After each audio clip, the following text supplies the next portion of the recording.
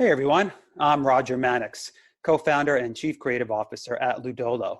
We are a play-based learning company that sparks innovation, strengthens culture, and fosters human connection, all while developing emotional and social intelligence. We're also a fast company, world-changing idea in education. We're doing a series of interviews with organizational leaders to help shape and better understand the future of learning and development initiatives. Today, we have the pleasure of speaking with Kedar Mate. Hello, Kedar. Hi there. Good to be with you. Yeah, good to have you. So Kedar is the Chief Innovation Officer at the Institute for Healthcare Improvement, which is widely known as IHI. IHI is an independent, non-for-profit organization based in Boston, Massachusetts, and is a leading innovator in health and healthcare improvement worldwide. Kedar has a rich history of working in the hospital and healthcare industry. He's skilled in healthcare consulting, clinical research, medical education, innovation methods, quality management, and program evaluation. And he earned his Doctor of Medicine from Harvard Medical School. All right, thanks for joining me today, Kedar, and let's just jump right in. Sounds good. Here's our first question. What did you play as a kid? Was there a go-to game or a favorite game that you like to play growing up? Wow. Good question. Two things immediately came to mind. One is something that my kids still do, which is play with Legos. I was a builder and I loved, playing with Legos. I had a particular obsession with outer space. And so a lot of my Lego playing involved building spaceships and spacecraft, and things like that when I was a kid. The other thing that came to mind, a little bit older, I think I was, and I just remember spending hours in front of a Nintendo playing The Legend of Zelda, which is, as many of you may know, a quest-based adventure game. But I remember many, many hours lost staring at the computer screen playing Legend of Zelda. Listen, so in one of my interviews that I had with another chief innovation officer this week, I talked about The Legend of Zelda because what I said is I was stuck on this one level forever and ever. And then I had my bow and arrow with the flame on the end of it, and I threw my bow and arrow to kind of kill one of the monsters coming at me. But it missed the monster and accidentally hit a tree. And the tree burned to the ground. And what was under the tree was a secret stairway to the next level that I would have never known had I not made that mistake. I missed the secret level that you found. I was a bit of a Zelda junkie. Yeah. And how about today? Do you play today? What might that look like? I think, today I feel like I play in certain ways. There's sort of formal ways. I play tennis still. Sports, I don't play as much. I played sports most of my life, soccer, basketball, tennis. But what I can still play now and play competitively is primarily tennis. And that I enjoy doing quite a bit. I in some ways, the same obsessive that tried to get through The Legend of Zelda is now transferring that obsession and play to pursuit of better tennis play. Although I don't know, I'm pretty stuck where I am, I think, on some level. And the other way I think I play is with my kids. They play all the time, often doing similar things to what I used to do as a kid. Lego, sport, whatever. And I get a chance to re-experience a bit of that with them. In the work environment, because of my job, I sort of think of my job as being relearning how to play and relearning how to learn, frankly. And in many ways, that sort of the ability to learn is beaten out of us somehow as we age and as we get older. But kids have it naturally, right? It's part of when they sort of tinker with toys like Legos or whatever. It's play, but it's also learning. It's simultaneous. They're doing both at the same time. For sure. And for me in the workplace, in an innovation team or innovation department, that's a lot of what we're doing, is bringing play back to what they're trying to do and how they're trying to create. Oh, that's music to my ears. I mean, you know, you really touched on this one thing where I think at some point in our lives, we all had this really kind of crappy moment in our education where, you know, someone looked at what we were doing and what they thought was play and frivolous, and they said, grow up and cut that out. Sit down and take your seat. Because if you're not getting on the boss's good side or a plaque on the door or a zero on the paycheck, the work can be looked at as frivolous, that it's not teaching us something, but actually play is, you know, the sort of the birth mother of innovation, and it's responsible for so much of our executive function development, our non-cognitive skill development. So yeah, I see Yeah. that moment when it was beat out of us as a real unfortunate pivotal time for our education system. Um, I get that every organization is really different, so it helped our listeners and myself to have a better understanding of what's your role as the Chief Innovation Officer at IHI. And then tell us a little bit sort of about the team or the teams that you may lead. Sure. So IHI, as you described at the top of this conversation, is a relatively small, not-for-profit organization, but it's got a big mission of trying to change the industry that we're a part of, healthcare, and our specific opportunity space is around, around improving service delivery, improving how the systems of healthcare perform to sort of deliver greater value and better care for patients. I am responsible for the innovation team within the organization.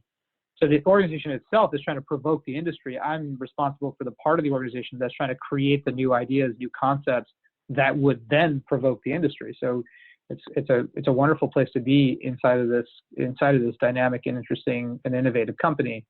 And we are, we're a relatively small group within this organization. There's about 15 of us or so, that if you count us all up in different ways, but we have the freedom, we have the time, we have the space to be creative, to think differently. We recognize sometimes when we're doing things that are adjacent innovation, is the way I describe it, or the way that we describe it. It's not necessarily truly transformational, but it's close to what we're doing already, but it's a little bit of a different perspective or slightly different tweak on the thing that might lead to better performance. And then there are times when we're really, greenfield, trying to do something really radical and new and bring a completely different idea to the industry.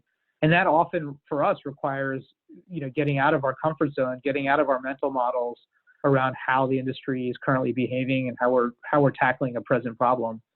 And for us, that means, going to watch how lines form at Fenway Park. It's if we're trying to work on a flow problem or a queuing theory issue, like watching these things happen in a very different environment and watching a different system actually try to tackle a problem that we have in healthcare using a completely different set of tools.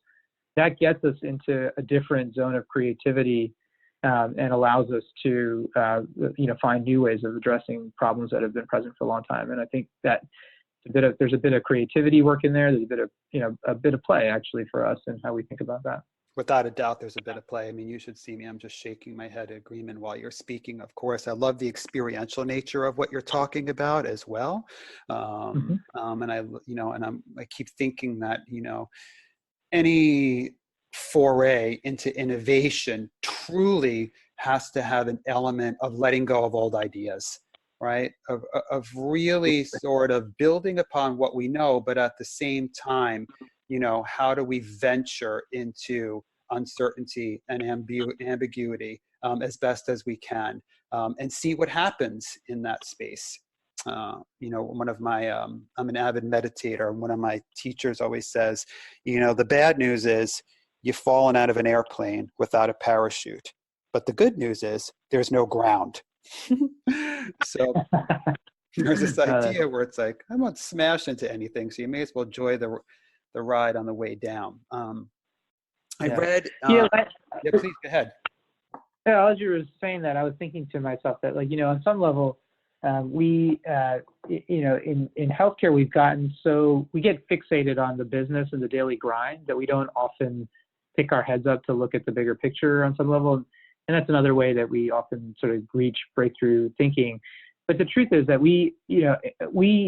kids this is why kids are so good at play on some level, and why we as adults struggle with it on some level. I think that kids don't have a lot of fixed mental models and assumptions about the way things are supposed to work. They're free to kind of play and explore and be creative, and they reach different conclusions all the time through their actions and activities. And a lot of what we're trying to do on our research, on our innovation team, is to do exactly the same things, to remove the fixed mental models that are present around healthcare in our case, and break through to different ways of thinking so that we can arrive at different conclusions potentially that might be very impactful. Sounds, you're talking so much about divergent thinking, Yeah. and what happens, there's that really famous test that's out there about, there was a longitudinal test about giving, I think it was, if my numbers are correct here, it was 1,500 kindergartners a bunch of paper clips,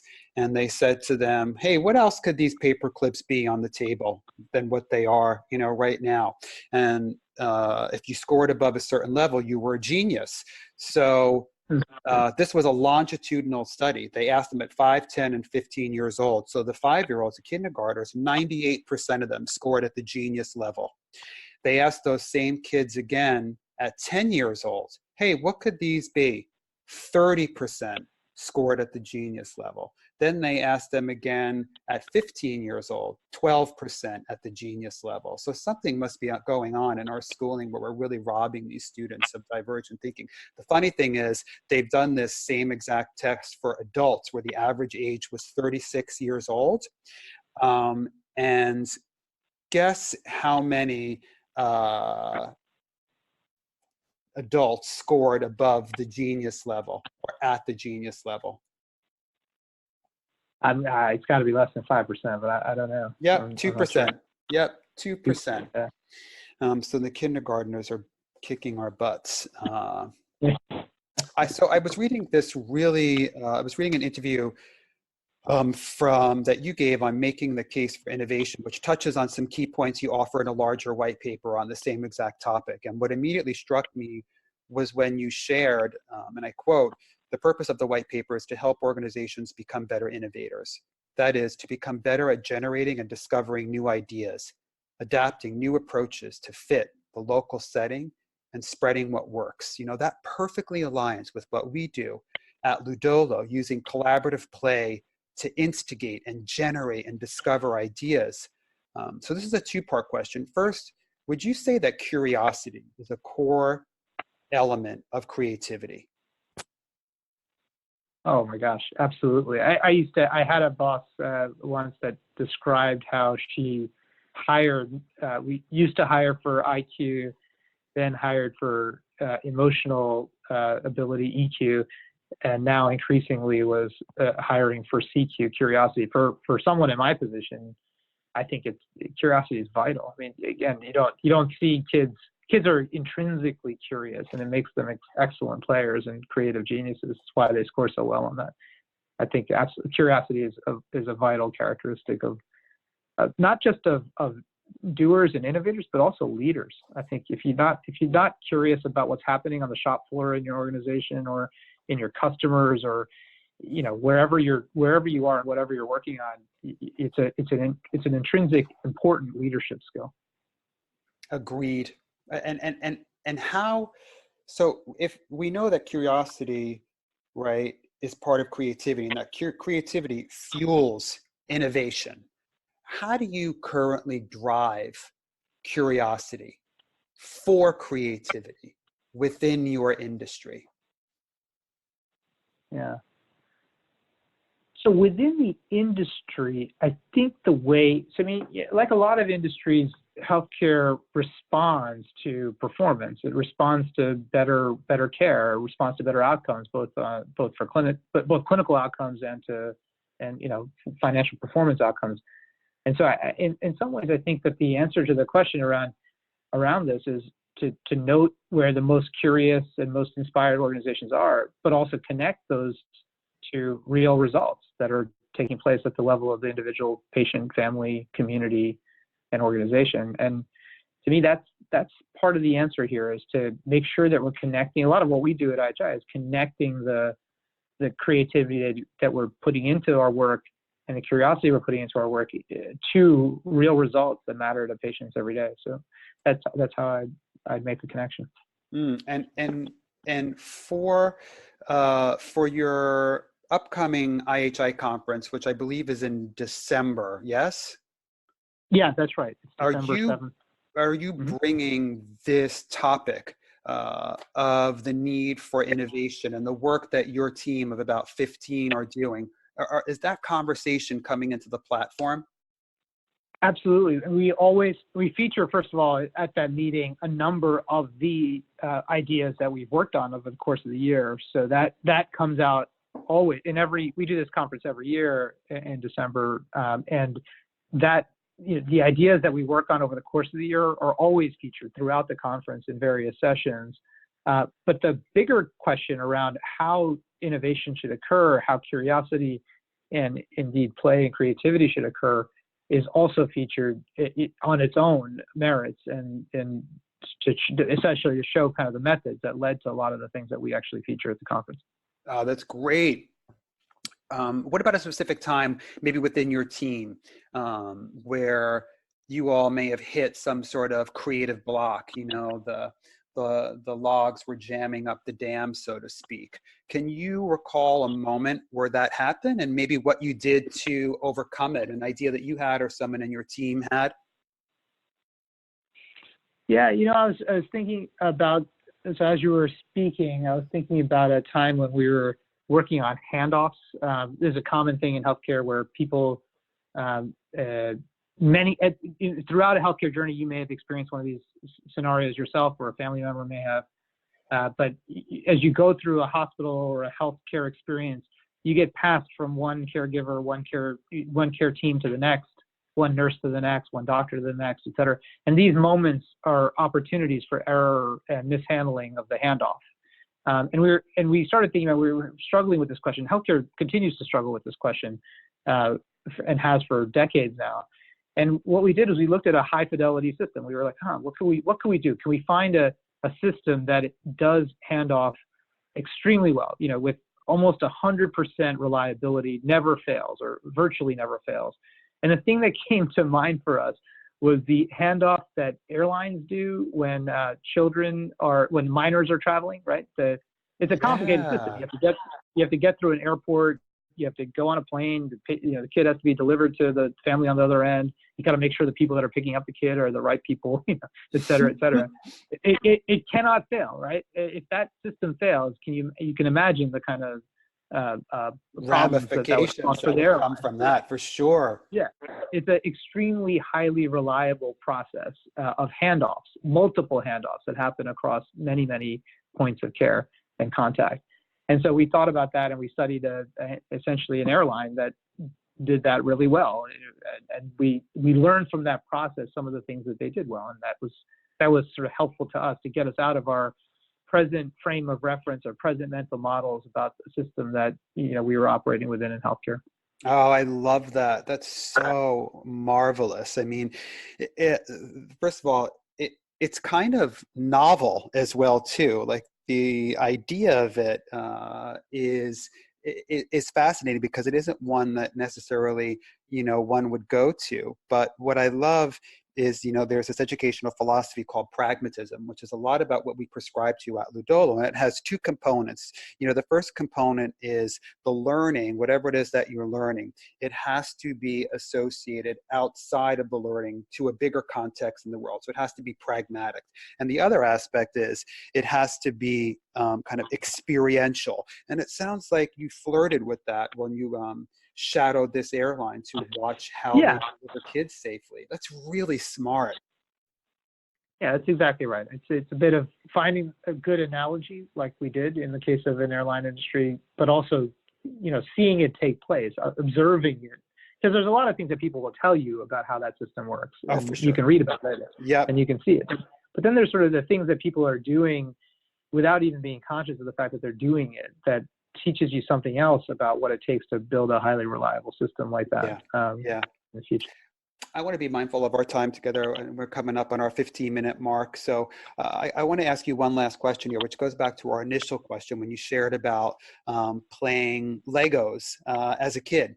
And Mhm. I'd love to know, what skills did you tinkering with Legos then, and maybe you tinkering with Legos now with your kids, what skills did that develop in you which have been really useful and kind of non-negotiable throughout your career?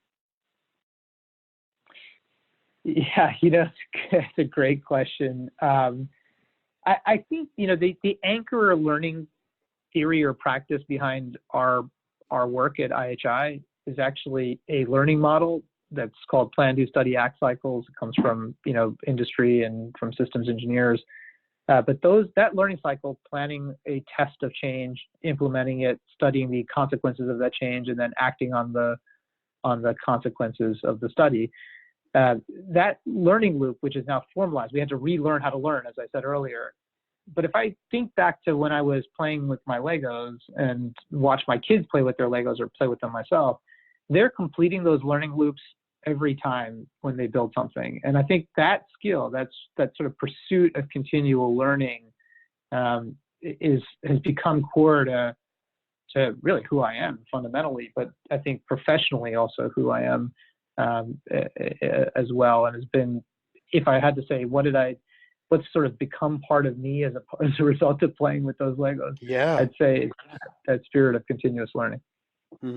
I love that. I love continuous learning. And I really love this idea that, the learner has to be center to the learning environment, not the lecturer.